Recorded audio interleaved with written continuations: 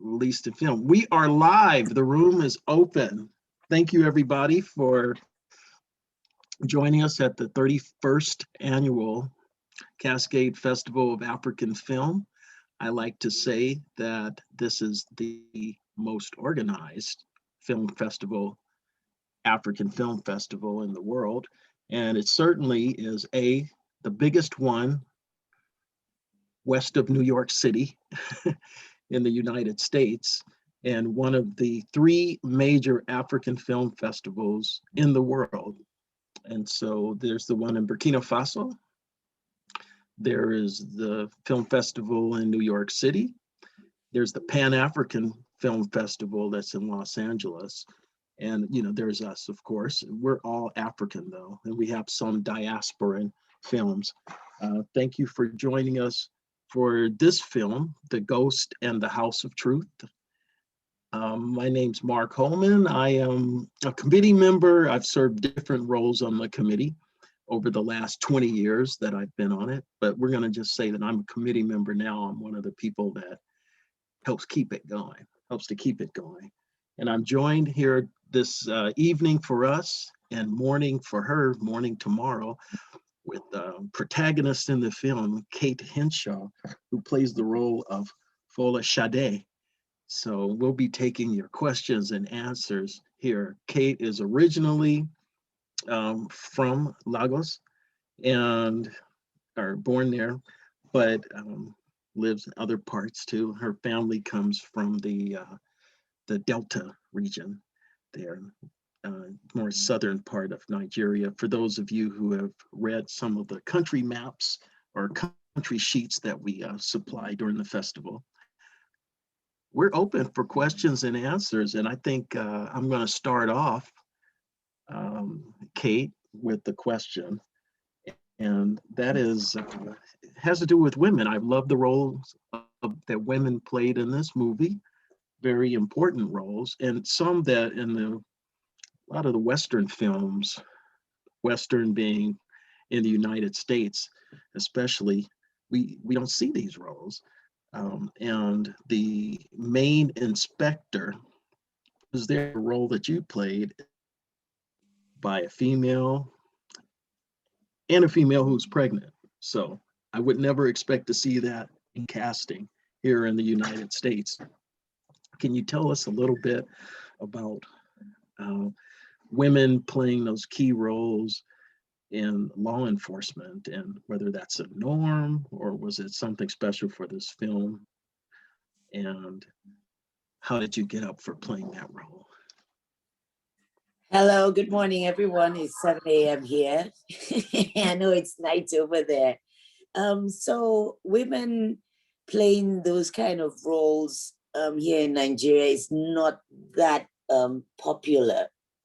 This is a mainly male dominated country. It's a patriarchal nation. So for me, I was really, really excited to play this kind of role. And like I was saying before the room opened, that the role was originally for a male character, but the director and the producer decided to change it to a female character who was also pregnant. So that added another layer of emotion for my character, who was dealing with a lady who lost her daughter, a child.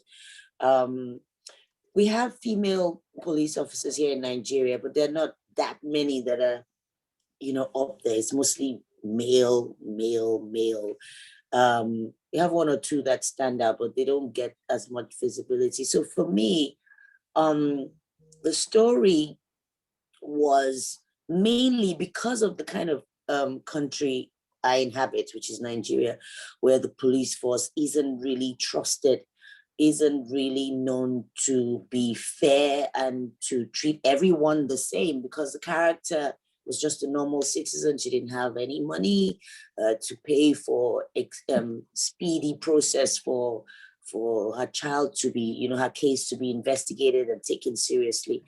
This film was to say this is the kind of policing we need in our society.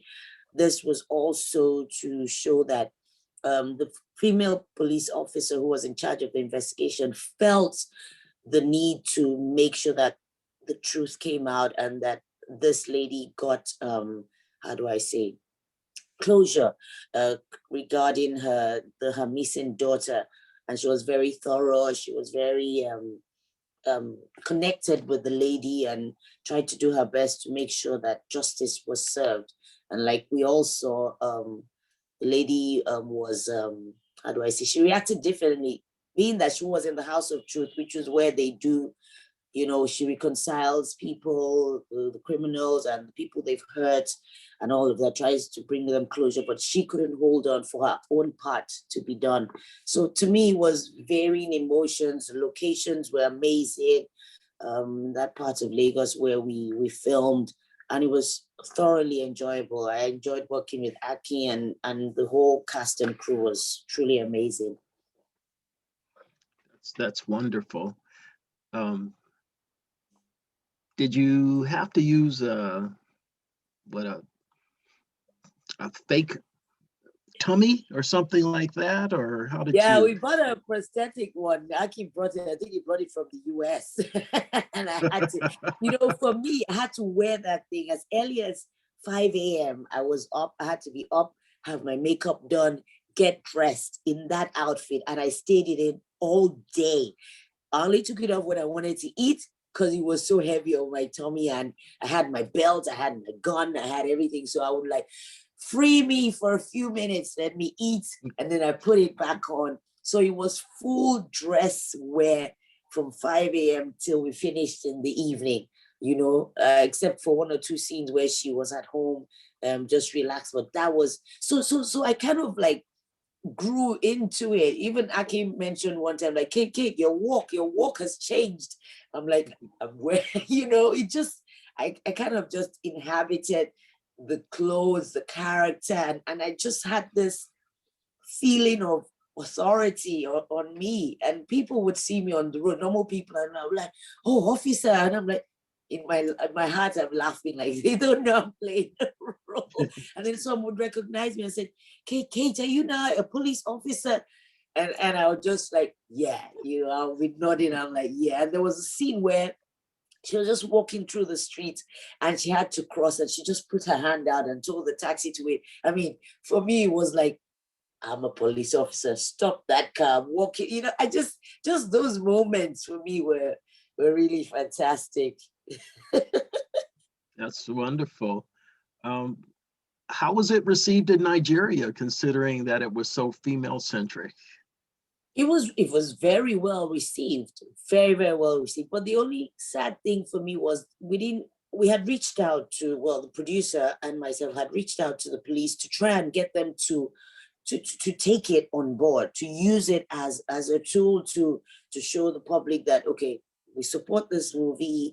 This is how we are as police officers. We take everyone the same. We're thorough in our investigation. We care about you. When you walk into the station, you'll be treated same as any other person. But we didn't have that much support of them, you know, backing it. We wanted them to use it to show all the police officers, to show citizens, take it everywhere and just make it their own, but they didn't. But I mean, I was surprised, but I mean, we just kept on, and the film has been doing well, especially in festivals, and every time it's shown on the TV, people love it. It's a beautiful movie.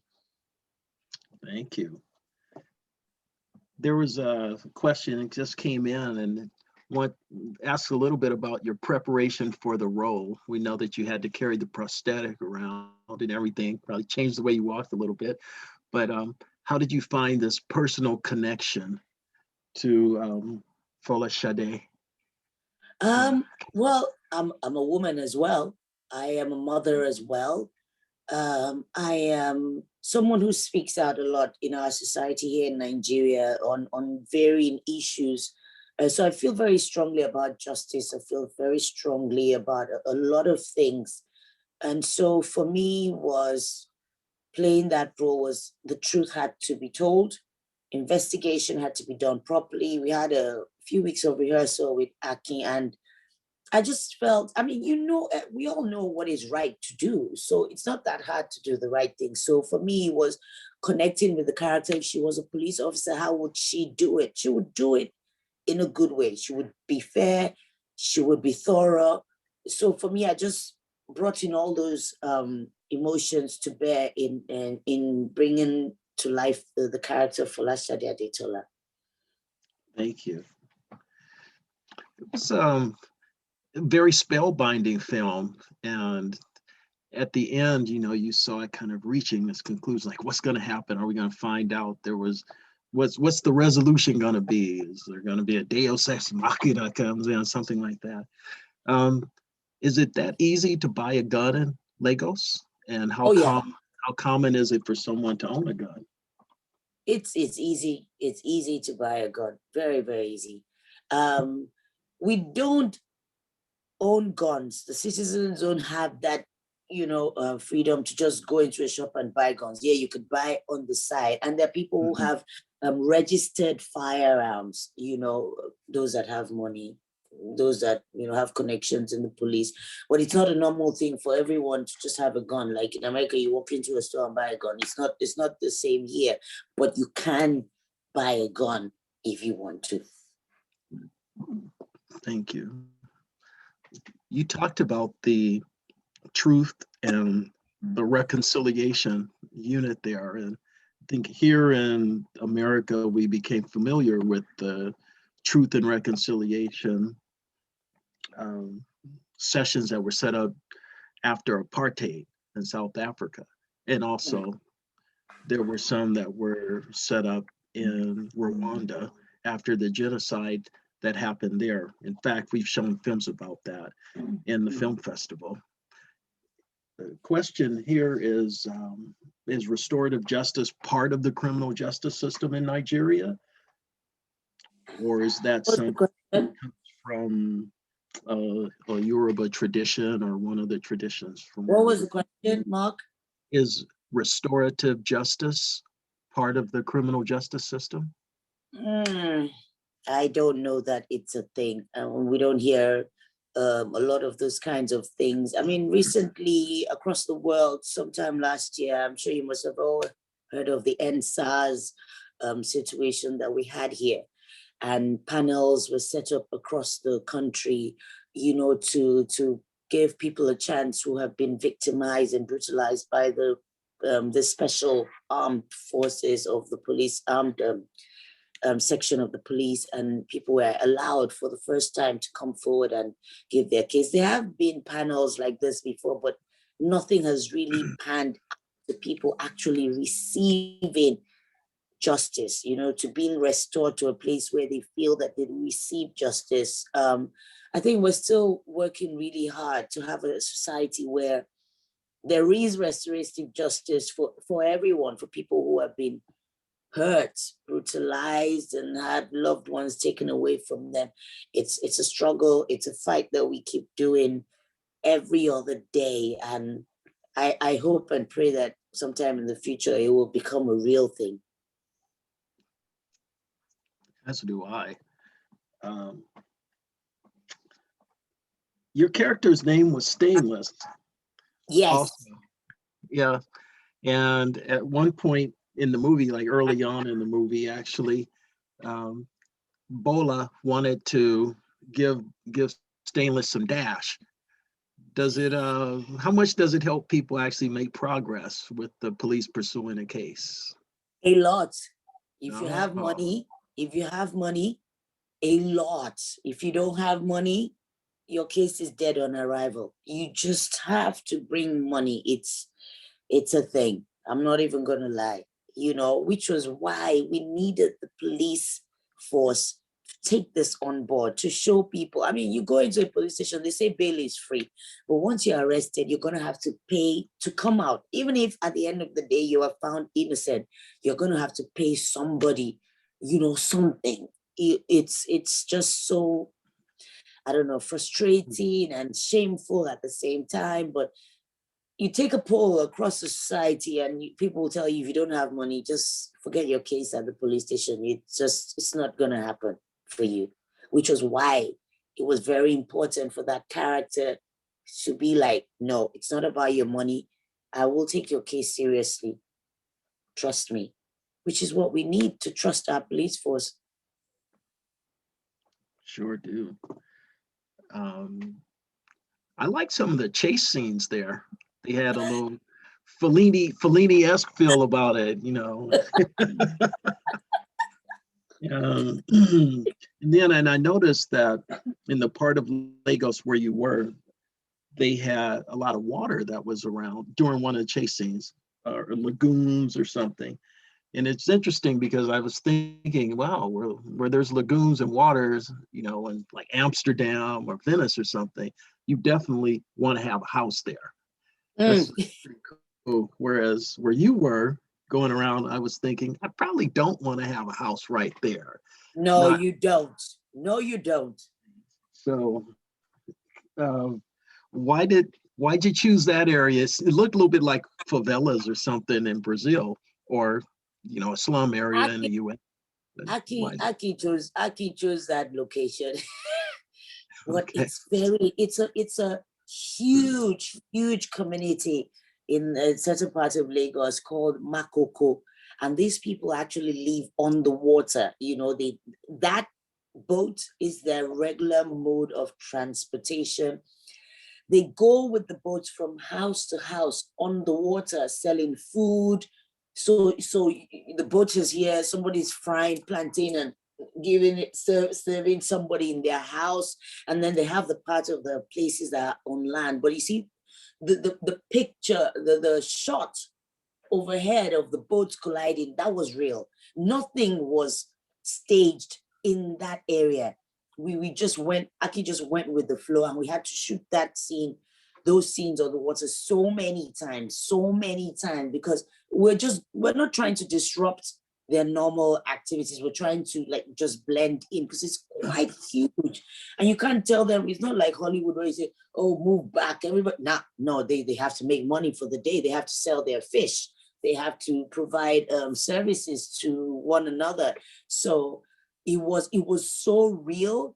It was so crowded, exactly as it was. And for me, that was my first time on air, that kind of boat.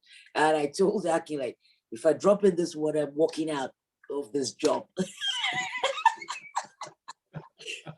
And that was a 9-year-old girl that was rowing that boat, 9 years old. So that's her life. And it was very exciting shooting in that place. Very real. Trying to run through those very tight spaces. The spaces were actually very tight. And the DOP, Cabello, God bless him, was just amazing, running with the camera strapped on. It was, to me, that was the most exciting part of the shoot, you know, being in that area. And we're there for some days.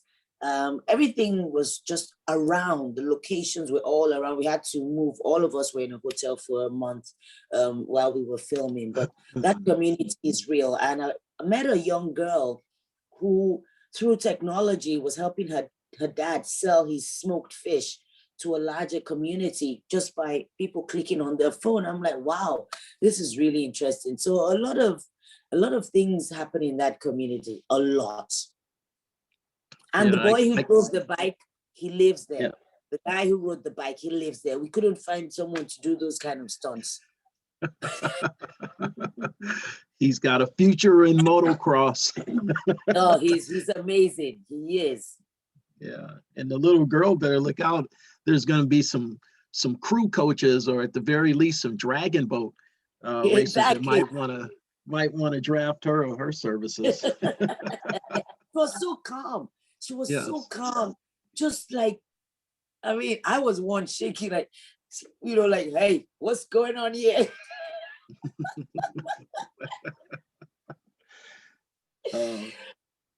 That was captivating. I can tell you that much. Thank you. Thank Cinema you. verite. I have another question that came in from one of the viewers, and this is Jim, who's saying, your part, Kate, was an amazing character. She seemed to carry the moral high ground in the movie. Just wondering, what was the meaning of Stainless being pregnant in her character? Stainless being pregnant. I guess she found I want to think, because there was no backstory, I want to believe that there was a man somewhere in there and he was not no longer in her life.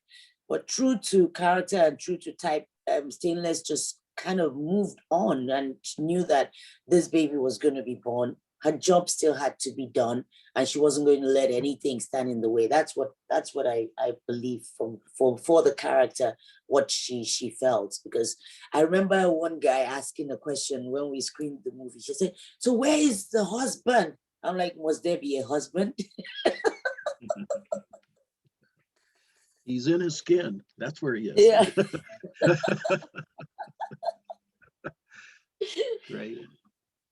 And another thing I noticed, somewhat of a follow-up to what you said, is that many of the strongest characters in there were women who were not married, you know. Yes.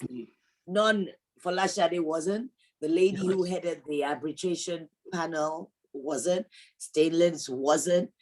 I mean, I know. Come to think of it, yeah. Yeah. I mean, it just, I guess for me, it also speaks to resilience in women. It also speaks to them just getting on with it. And also, I feel it inspires single parenthood to feel that just because you don't have a partner, you cannot continue to be who you really want to be, or you cannot move on in life.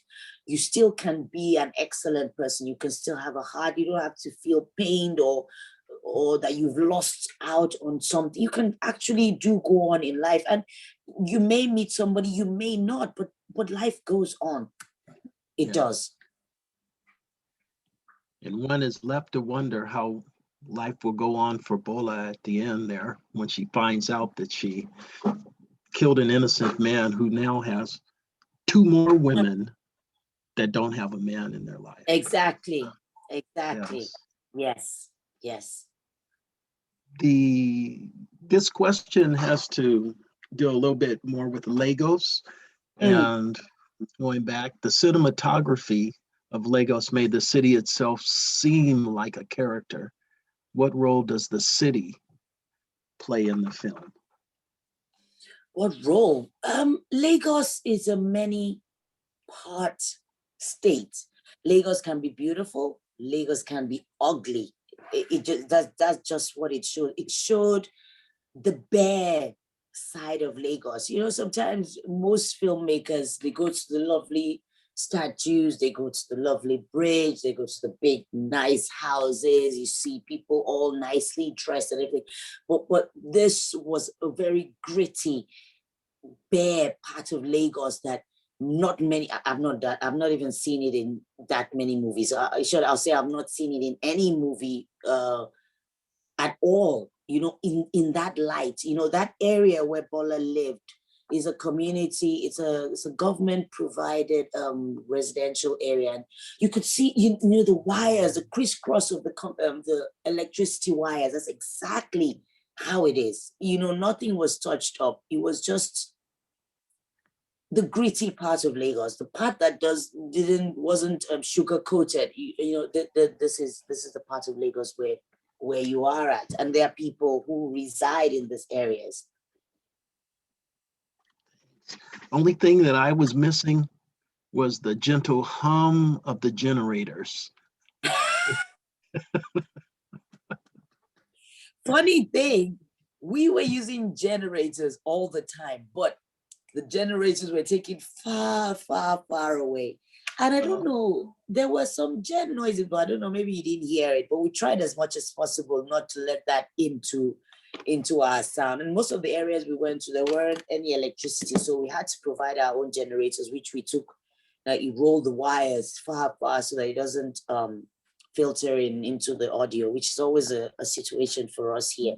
That's why we have to also go back to the studio and, you know, add your voice and all of that, ADR and the rest.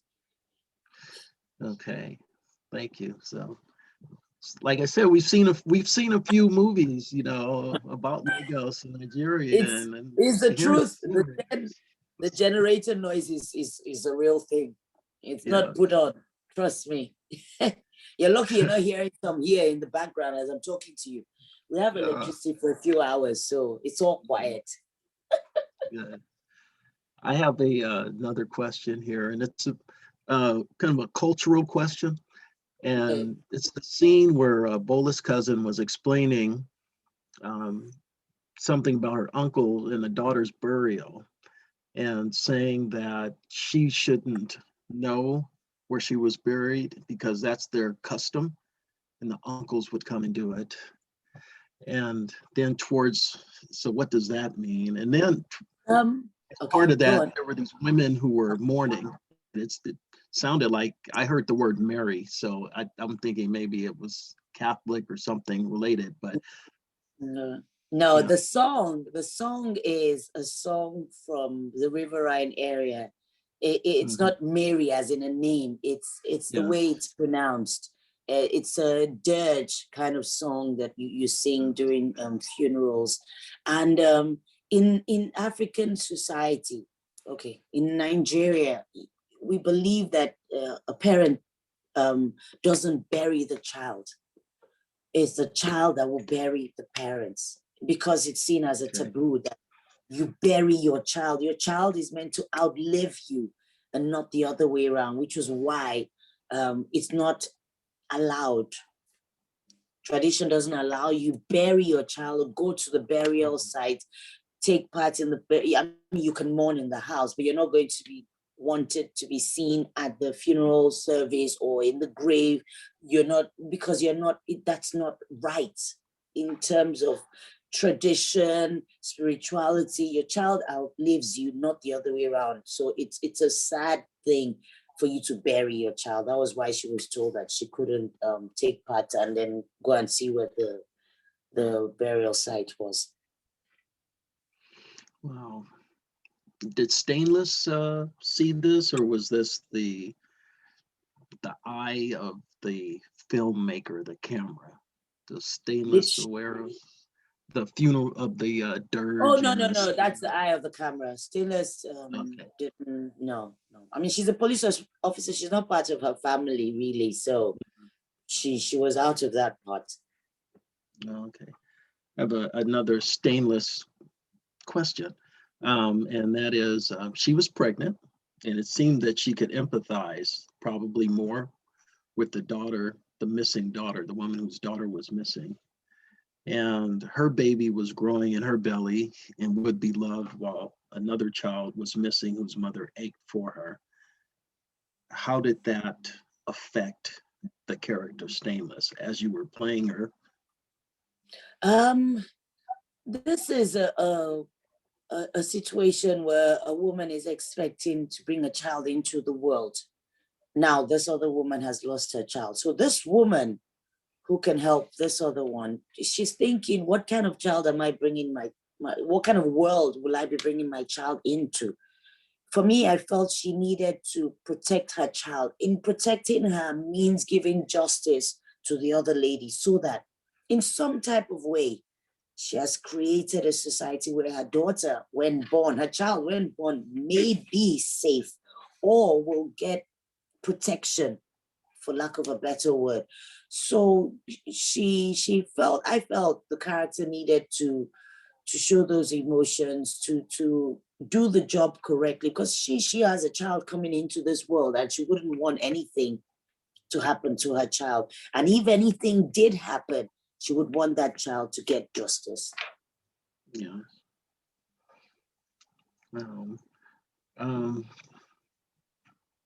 Speaking of justice, and going back to the reconciliation office that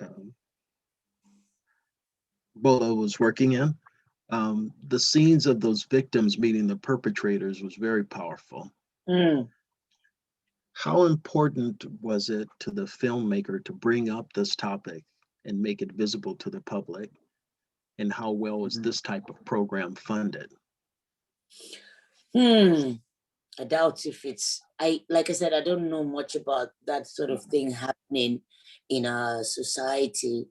I guess Akin would be the best person, because they are the ones who thought about those scenes. But for me, as a human being, I believe we don't really do it much in Nigeria, where you feel you have to face your attacker or someone who committed a crime against you, and then you ask them why, and you want to hear their reasons, just for your own heart's sake, to just know why. And somehow you may get closure, you may not, but being able to even be in court and face your accuser and speak your mind to that person, it's a kind of release for the victim of any crime, to be able to speak and say, okay, oh, I'm angry, I hate you, or I forgive you.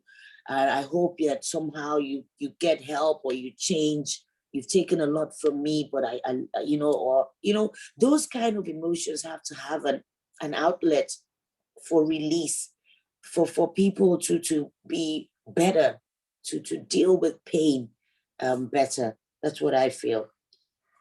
Yeah. It just seemed so painful to hear the young man tell the lady that he killed her son because he needed to take the car, sell it, and be able to pay for school. Yeah. Yes. School and things. And then we see Bola there. And facing we're that. left to wonder, what's she gonna tell? What's she gonna tell? I wouldn't want to be in her shoes. I wouldn't want to be in her shoes, because I can't even imagine what she's gonna say to the woman. And I just loved it that the scene ended there. I mean, okay, what are you gonna say now? What will you say to me?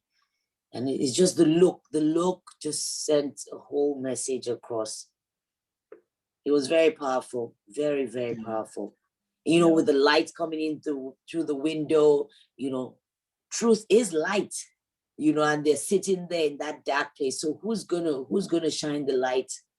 No, very, very powerful, I must say. There seemed to be some familiarity between the actors, or amongst the actors. Did many of you know each other before the film, or had worked with the director? That was my first time working with Aki ever. First time working with the other, with Bola as well, because she doesn't live in Nigeria. The rest of the people I knew. The Bola's cousin, she's like a younger sister to me in the industry, in the film industry. She does stage as well. She directs, and I've worked with her on a couple of projects. A lot of the people I knew, apart from Bola, and working with with the DOP who came in from South Africa, Cabello, Tate, and Aki. And Christian Epps. A lot of the crew came in from South Africa, so no, I didn't have a chance. That was my first time of working with them. But the rest, the Nigerian cast and crew, I knew all of them. What's your favorite part of working with Aki? My favorite part working with Aki is knowing that at the end, it's going to be done right. I'm going to be proud and happy. But it's a process. I mean, I'm used to the Nollywood style of we shoot, sharp, sharp, sharp. We need to clock in like 10, 15 scenes a day. We have just 5 days. We have 2 weeks only for this whole production. There's no money. Hurry up. But Aki takes his time. Aki takes his time to shoot his scenes. He will like take 20 takes for one scene. I'm like, time, And he's like, I call him one more to show. Every time you're like, one more. He wouldn't say much. After you've rolled the scene, he will like, can we just have one more? One more. One more, But he also, he believes in rest. He believes in togetherness. He's a great guy. He's just a simple, great guy. He's all about the work, never raises his voices. He's a great guy. I would love to work with Aki over and over. He's very thorough, knows exactly what he wants. With that one more shot, We always have one more. Don't think when you roll your scene with Aki, that's it. You're going to do 20 more takes after that. Great. He spent his filmmaking career in South Africa, and Yes. perhaps he was inspired by that Truth and Reconciliation Commission. I think so. I The- think so. We should have something like that here. This is a hurting society. People are angry, people are hurt. And I believe that if these panels, I'm speaking about the NSAS panel, sorry to take you off, if they were really going to be effective, this was the time to be, you know, so that people can sort of somewhat heal. But hey, there we are.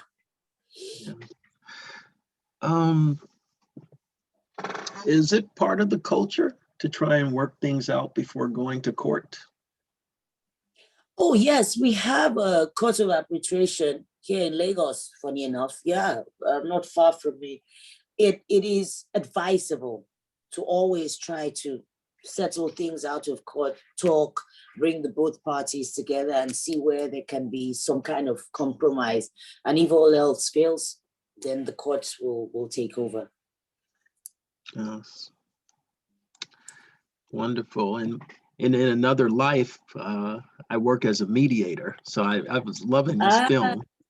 And, you know, and really before going to court, you know, we, at least at the federal government level, local federal government level here, we were saving about $55,000 per case.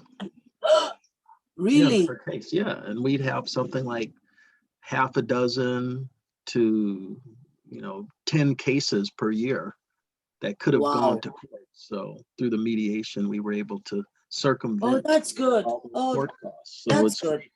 That's really good. That's really, really good. Yeah. I got another question here. You mentioned you were involved with social causes in Nigeria. Can you tell us some more about that? I'm involved with a lot of stuff that has to do with violence against women and children. I work with a lot of NGOs, Project Alert on Violence Against Women and Children, the Mirable Center. There's so many women groups. I also vied for a political post in Nigeria to serve in the Federal House of Representatives. Anything that has to do with women and children, and generally wrongdoing in the society, speaking out against government policies that do not favor the people.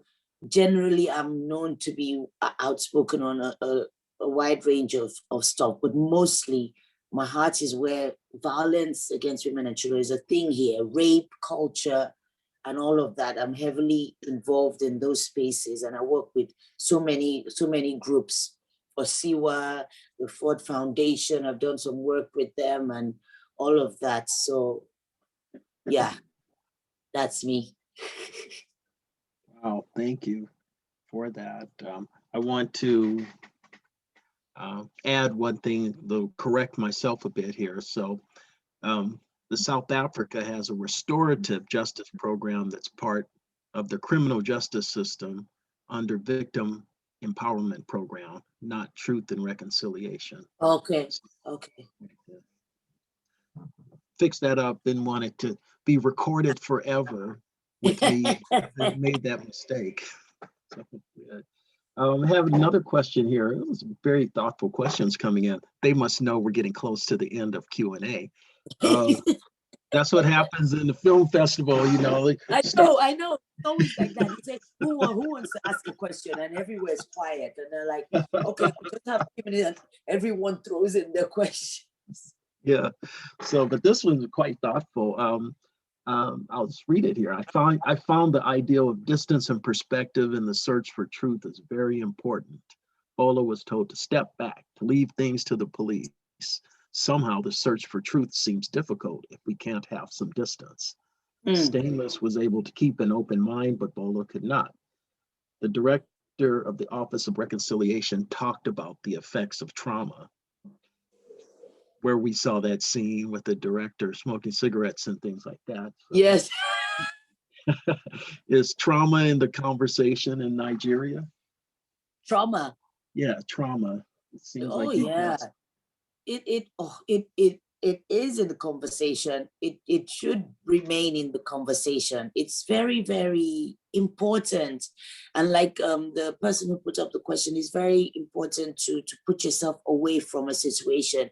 I watch a lot of series here on Law and Order and how you have to recuse yourself, remove yourself so that you are not, because once you're involved, your emotions, you're clouded already. Your judgment is already, you're siding on yourself. You're siding yourself. Yes, you're believing everything you've told yourself.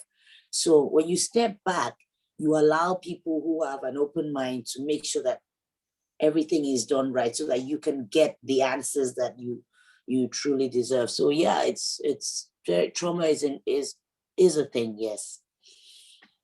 good. And there were several messages. I mean, I think touched on that the movie was trying to convey, touched on trauma. I mean, I think violence to children Mm, was mm-hmm. another one. And of course, reconciliation was a message. Was there an overall message in the film, or was it a multi-part part of the whole? It was multi-part. I mean, but the overall message is, for me, how would you react if the shoe was on the other foot? If you were the one on the other side of the table, I mean, you are saying that you want people, you're bringing people together to get closure. But now this is you. How would you react in that same situation? If you're seeming so upright and yeah, this is the right thing to do, but when the tables are turned, would you do the right thing when given a chance? Do you understand? When you're on that moral high ground, not that may be a bit OTT, but when you are saying, oh, be fair, let's help and let's do the right thing, would you do the right thing given the same circumstances that these people find themselves in? Do you think that forgiveness can be possible in this situation of Bola, Hmm. or the wife of the man she killed? Forgiveness is hard. This is me, Kate, talking, because the pain. This is her only child. She's now going to be all alone. I'm putting myself in her shoes. She's now going to be all alone with nobody. And that girl didn't need to die. So the pain, first of all, you need to deal with the pain. And if you can deal with the pain, then you can forgive. But if you can't deal with the pain, forgiveness is something a lot of people hold on to. You know, they hold on to it like a luggage, you know, like a blanket, and like, this is going to help me. I'm not going to let it go. But somehow it's good to forgive. It's a great thing, but not many people find it easy to forgive because the pain is so much. It's actually, I can just imagine Bola's pain. It's one that rips at the very heart of who she is. So to be able to let it go, and I don't know, forgiveness should be a thing. The whole world should forgive the whole world, you know, but we know it's not that easy to do. We know it's not that easy to do, but it should be something that we do, you know, to be able to move on. We're work in progress. We have time. Hey, I say We're that gonna every day, learn. one day at a time. Who was the ghost? The During the time, who was the ghost? ghost. But I'm thinking maybe the ghost is the child that got missing. Or the ghost might be all the people who have died, you know, and then their families come to face the perpetrators. Those are the ghosts. You know, they're still hanging around until there is closure. That's what I Okay. feel. I may be Yeah. wrong, but that's what I feel. Well, with some resolution, they can certainly kind of leave and Yeah, let because the people the the, the move on. truth, the arbitration place, the reconciliation place, that's the house of truth. That Yes. is where truth is told. Now, the ghosts, for me, I feel like all those people who have not, that truth has not been told yet. So they're hanging around. Yes. I hear a little ringing in my ears saying, hey, we're getting close to the end of Q&A. So when I say that, I know I'm going to get a bunch more questions. So I'm just putting that out there in the universe, you see. But while it's out there, could you tell us a little bit about your next projects? I've actually had two productions which I shot last year. One is it's called The Wait.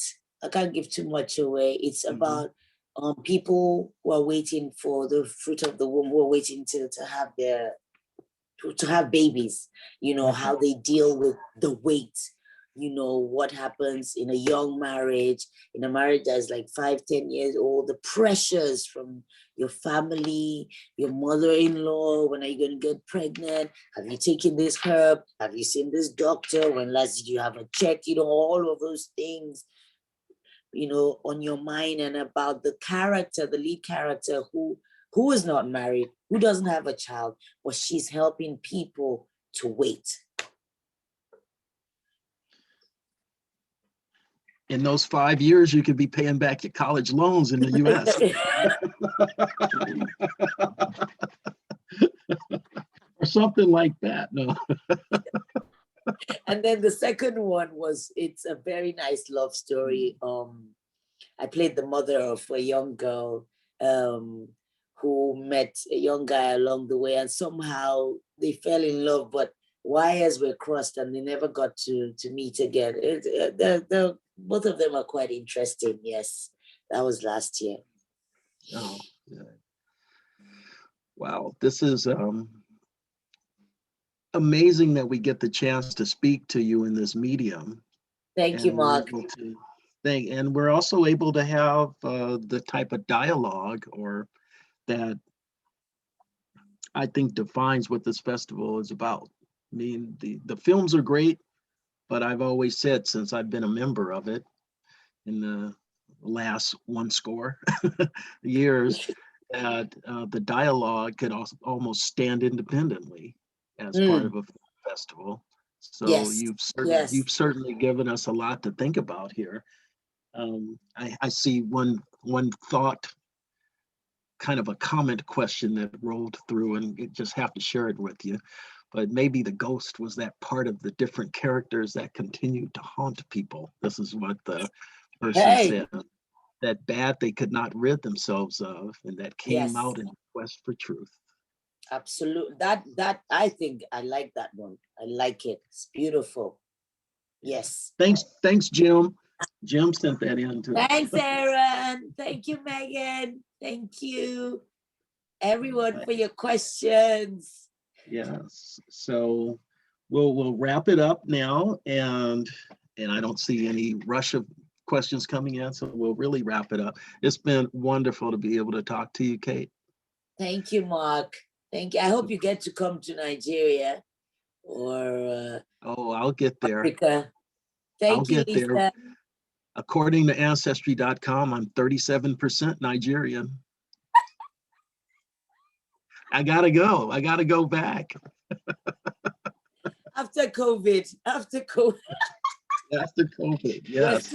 We're still gonna be here. Hopefully. Okay. Wow. 37% Nigerian. 37% Nigerian, 16% Benin, Togo. Thank you, Tumi. I see your comment. Thank you so much. Thank you. Well, you have a wonderful Sunday. Morning. I'm going to have coffee. Oh, Get great. me a coffee. Yeah. Have a lovely night's rest over there. Thank you. Will do. You were amazing. I'm not the only one who thinks that either. It's coming through on the chat line as well. Namaste. But appreciate it. And how do you say goodbye in Yoruba? Odaro. All right. Odaro, yes. That means let it be morning. May it be morning. Odaro. Yes. Odaro. got it. Bye. Bye. Thank you.